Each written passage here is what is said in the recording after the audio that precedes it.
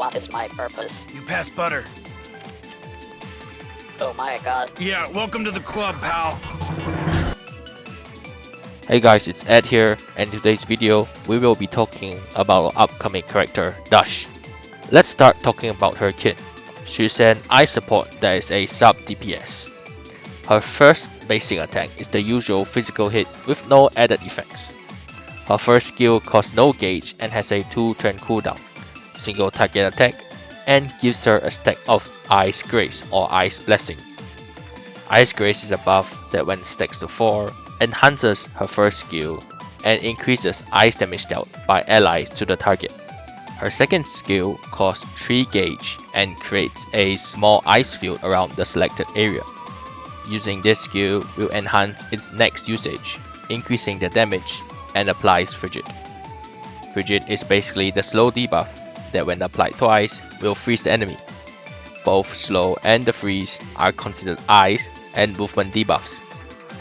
Her ultimate applies a buff to all allies called Arctic Benediction for 1 turn, which allows allies to inflict Frigid onto enemies, and increases the damage dealt by the attack.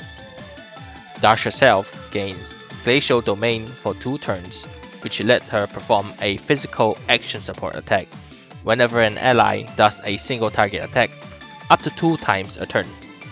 She also gains 2 gauge whenever she has 0 gauge at the end of her turn. Her passive buffs ally damage dealt and ice damage dealt, and gives her 2 gauges every turn. How to use her pre-expansion key is very simple. Just park her beside the ice team and spam skills. Dash without her expansion key isn't really something impressive, so she's just a slot filler to buff Wawa for now. For attachments, it's either ice or Anomalous Strike. Note that you can use leftover ice pieces from farming Wawa set for gear efficiency instead of farming the entire Anomalous Strike set. In the future, once she gets an expansion key, the ice set is stronger in all scenarios anyways. On screen are also her fixed key choices. In terms of weapons, her 5-star signature is best, followed by her own 4-star weapon, then Wawa's 4-star weapon. You could use Wawa's signature, but they are in the same team always, so leave that signature on Wawa. Her team pre-expansion key is just Dash, Somi, Wawa, and then flex slots. Not really much freedom of choice because she's a very tailored support. The quick guide and explanation out the way, now here is the opinion part. As of now, the global version, we currently do not have her mod key. Her ice buffs are strong, but not that impressive, and she's not a flexible character at all. Pulling her only means one thing: she'll be placed in the ice team alongside Wawa, which means she lacks the versatility of other characters that can be placed in different teams as sub-DPS characters. And for such a big specialization in the kit, the buff she provides as a specialist is alright at best, while herself being a mediocre DPS character. I personally do not think the trade-off is worth it.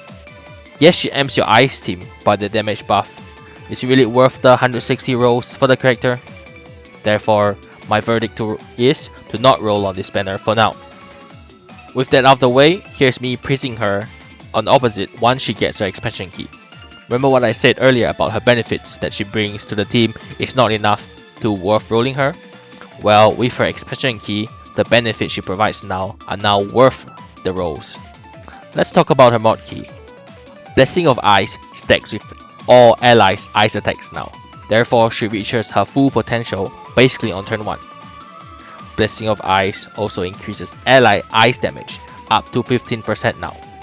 All of her single target attacks are now ice damage too, that will ignore 30% of enemies' defense and increases ice damage dealt to enemies by another 30%.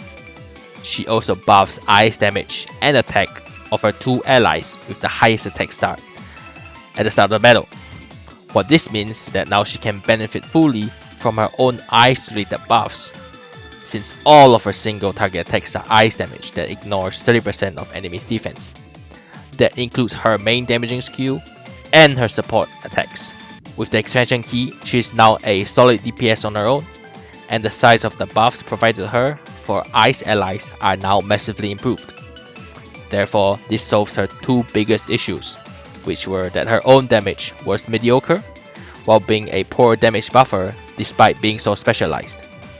Hence, my final pool verdict is to roll her on the rerun, specifically the second 100% rate up banner event in the far future, which also, coincidentally, will be around the same time she's expected to receive this insane expansion key.